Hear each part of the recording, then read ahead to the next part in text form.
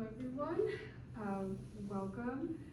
Thank you so much for choosing amongst all the most wonderful sessions that we're really grateful that you've chosen to be here. You know, they're all so worthy of your time and consideration. My name is Sofia, Collin. The organization that I founded is called Unbounded Law. Welcome, sir. You might want to sit so you can see the screen. Oh, yes. Yeah.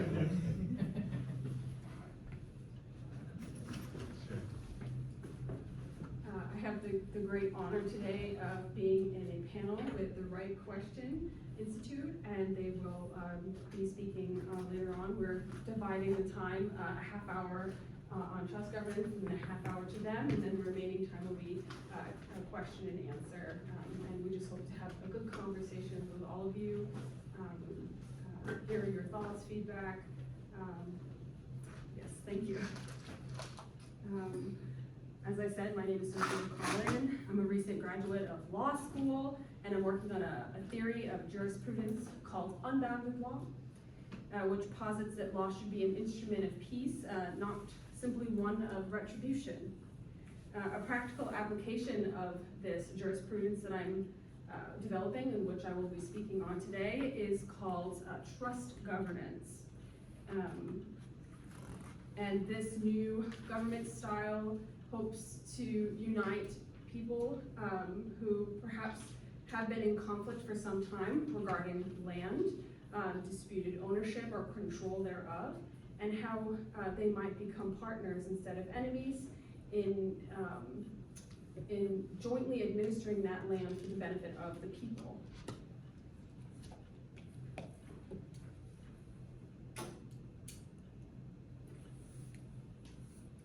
First, I would like to extend a most sincere thank you and my most sincere gratitude to the Jonathan M. Tisch College of Civic Life and Tufts University for the opportunity to discuss unbounded law and its practical application trust governance. I would also like to thank Jonathan Terrell, Samara Jones, and James Fisher for their time and very generous support in making this conference possible. I'd also like to extend another thank you and just general statements that I understand there to be several open disputes regarding land and other natural resources around the world, and I understand these disputes to be deeply painful, complex in nature, and I do not wish to, nor can I, address any of them specifically in this presentation, but I do wish to convey that my goal is one of peace, and to propose an option that is adaptable and customizable, which the listener's mind is free to apply at its own discretion.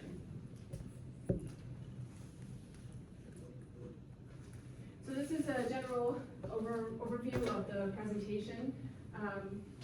I'll bring up and sort of just describe the issue, what the proposed solution is, and for those who may not be familiar with trust or trust law, what is a trust, and just very generally, who are the parties in a trust, what's its purpose and function, and what is trust governance. And then I'll talk a little bit about what bounded and unbounded law are, what is that theory of jurisprudence, a possible path to implementing trust governance, what would that look like? And then I'll give about 5 just general benefits of a trust governance, and then I will make concluding remarks.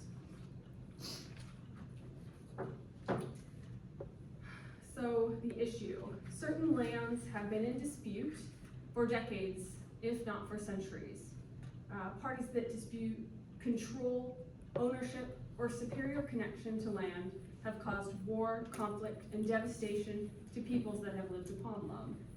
The proposed solution to this problem is not to form a new nation or statehood, or deem a particular party victorious or righteous in the conflict, and thus yield to their statehood and government, but I propose the antithesis.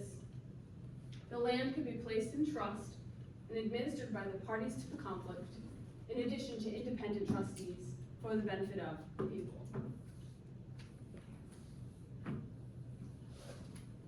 The no-state solution entitled Trust Governance, draws on the essential elements of the trust, which holds and administers an estate for the benefit of its beneficiaries, to construct a modified irrevocable trust to hold disputed lands for the benefit of the people, which is administered by both the original parties to the conflict, those claiming sacred right in connection with the land, and as grantors and interested trustees.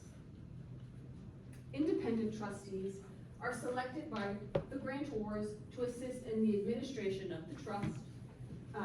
They do not claim a sacred right or connection with the land, and they offer stability, impartiality, specialized knowledge, and all of these things are invested into their trusteeships for the benefit of the beneficiaries, the people.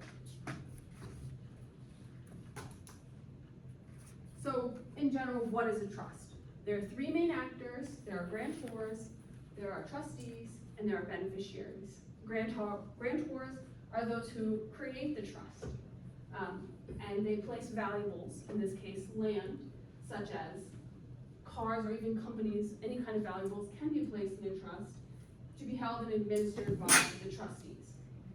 Trustees are simply custodians, ensuring that the valuables are protected and maintained for the benefit of the beneficiaries. And they have certain duties, such as a fiduciary duty, among others, when undertaking their responsibilities. They are beholden to the beneficiaries. The beneficiaries are those who will receive the benefit of things held in trust, either through distributions or through the eventual receipt of the valuables vested in their name.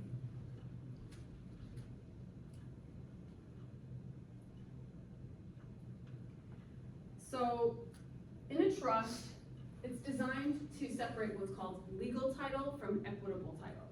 Trustees are endowed with the legal title, whereas equitable interest or equitable title remains with the beneficiaries. Legal title empowers the trustee with the authority to act as a custodian of those assets or valuables held in trust, whereas equitable title empowers the beneficiary with the enjoyment or the fruits of those valuables. Trusts are essentially neutral vessels, ready for instructions by their trustors. They have a sole purpose of service to the beneficiaries and do not have an identity or ego outside of their stated purpose. They are self-effacing as they normally terminate upon the successful vesting or failure thereof of the valuables held in trust.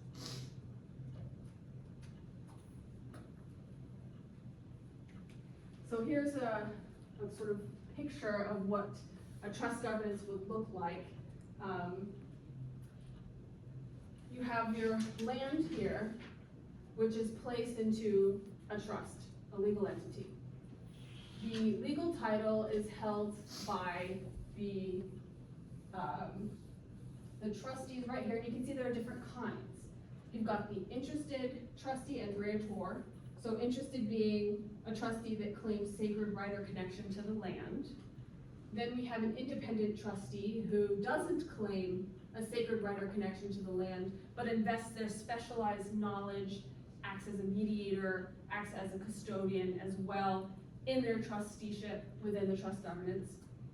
And I make a distinction between interested, grantor, and just interested, because many representatives that would or should be in a trusteeship within a trust governance might not be the parties to the conflict itself, but be a party that claims a sacred right or connection to the land. So they should have a voice within the trusteeship. They should have a representation on the board of trustees, rather. And then here I put a judicial body. Within a trust governance, there should be an independent judicial body, which is chosen by the trustees to assist in the potential consideration of amendments to trust. Or let's say there's a dispute that the trustees cannot work out themselves. The independent judicial body would be able to hear that dispute and help them move forward in whatever matter it is that they is the subject of their dispute. And this judicial body could be something that's already established, such as the International Court of Justice in The Hague, or it could be a body that the trustees decide to create themselves. It's entirely something that's customizable and will fit with the persons and the land and the sacred facets of being that are connected to that land.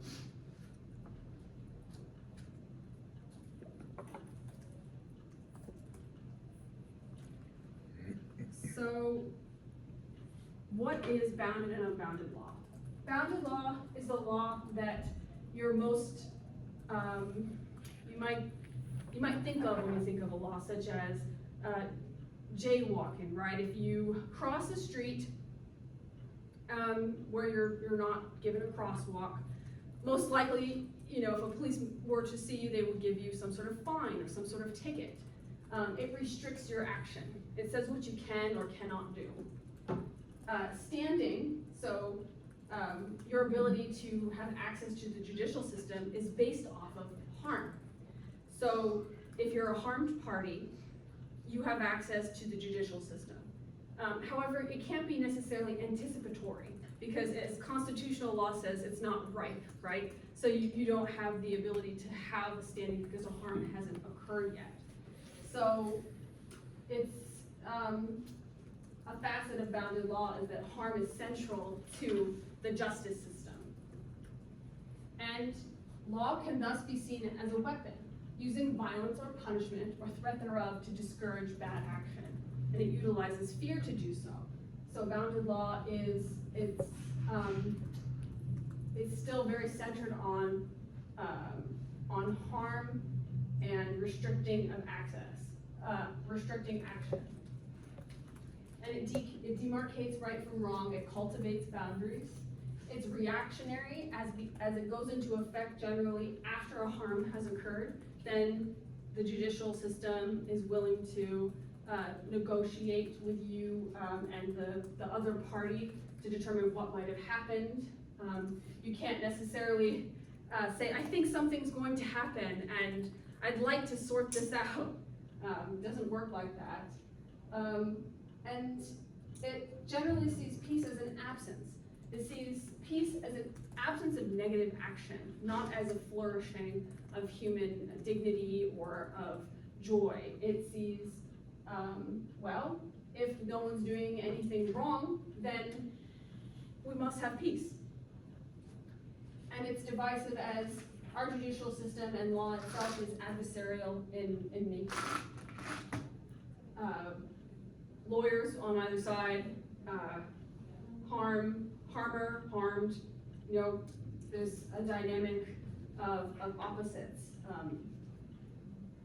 So on the other hand, unbounded law encourages action. It wants to take into consideration, how can law be built to create, support, and acknowledge in a positive manner good action? How do we encourage each other? Standing is founded on the power of listening and its ability to prevent and address harm before it's happened, or to address it in a way that doesn't require a punishment, by another name, of violence, which in essence perpetuates harm. When the government reacts with a harm, it's simply mirroring the harmer in a certain sense. So law is an instrument of peace, encouraging action with the acknowledgement of the good.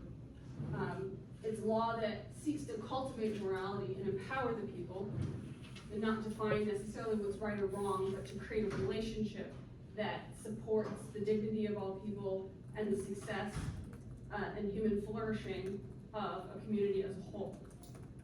It's action as it's taking a stance before harm has occurred. It's actively seeking to maintain peace within a community. Peace is a presence, and it's unifying and collaborative.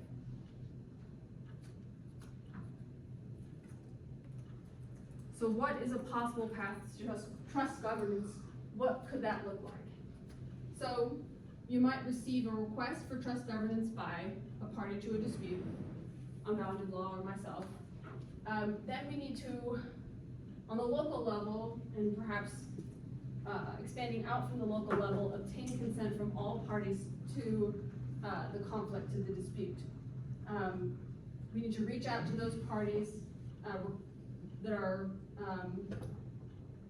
are currently involved in that dispute, and ensure that all parties with a sacred connection to that land are represented and have an equal voice in the establishment and drafting of a trust governance.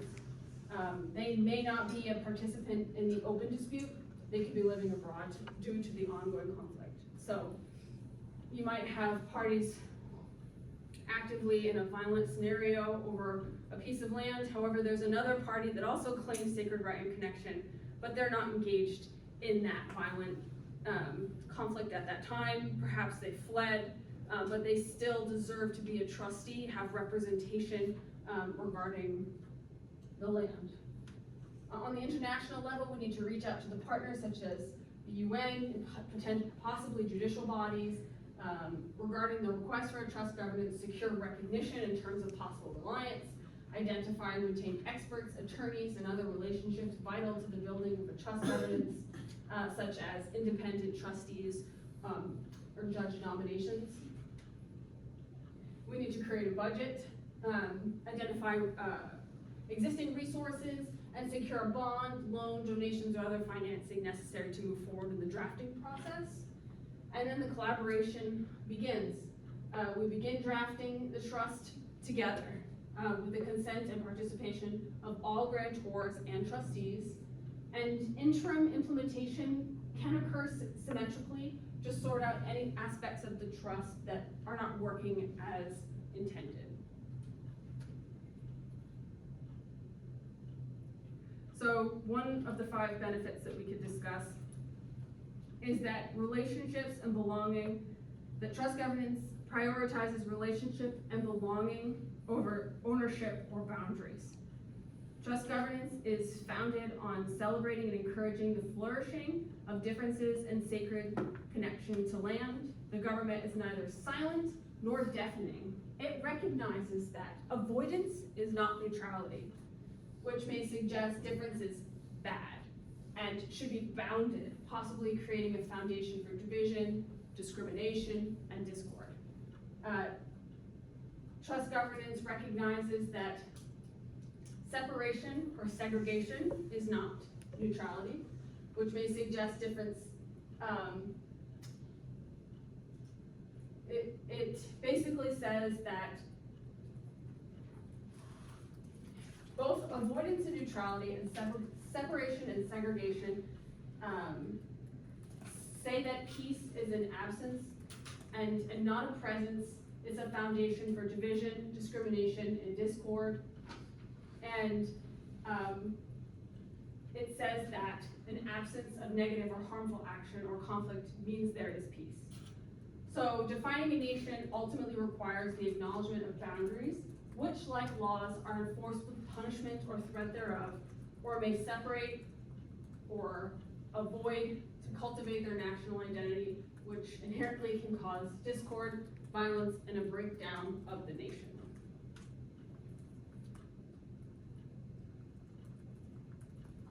To reaffirm, trust governance prioritizes recognition of the value and harnessing of the power inherent in unity over the degradation and separation of avoidance based on difference can foster.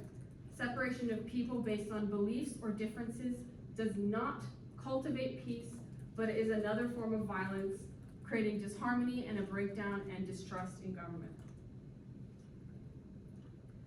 So trust governance also prioritizes consent and the harmony of all voices. This new mode of governance can assist in ensuring that laws empowered by consent, not by violence or threat thereof, inherent in a bounded law, and in some instances when asserting a national identity, and that benefits all people, not just a majority or a minority. All parties are represented in decision making. Law is an instrument of peace, actively building the presence of a harmony by inclusivity, in service to and empowering the people. Founded concepts of peace through an absence of negative action, enforced by threat and implementation of punishment are de-emphasized.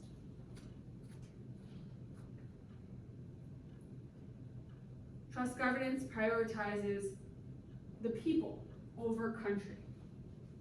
All government action is in service to the people, not itself. A trust is self-effacing. The people are the measure of governance, not a rule or a ruler. Unbounded law places virtue and prosperity as a light without flame, justice without punishment or threat thereof, that all may pursue and obtain. Fear does not motivate, nor does segregation, apathy, or division give the illusion of harmony. Trust governance prioritizes law celebrating and supporting the common good over law focused on law-breaking and punishment and difference. Parties previously in conflict unite in the shared notion of peace and leave behind the cycles of violence, both in law and in trying to separate land by ownership or alleged superior connection, and in the violence of seeing difference as a threat and not as a valuable and integral part of being.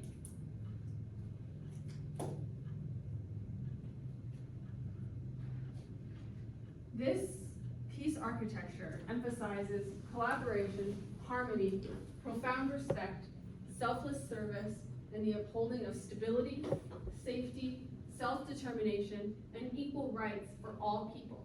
It's a governance for the people, it's for peace, and for celebrating our differences and the sacred facets of being that connects us to land and to each other. So I want to thank you again for being here and for taking the time to consider this new theory of governance. I look forward to answering any questions or concerns you may have in our Q&A later on in the session. If you are a party or a representative of a party to a dispute wishing to discuss the possibility of trust governance, please do not hesitate to write or find me after the presentation to speak privately. You can see my email, my website, and the contents of this presentation will be published forthcoming in the Indonesian Journal of International Comparative Law. Thank you so much.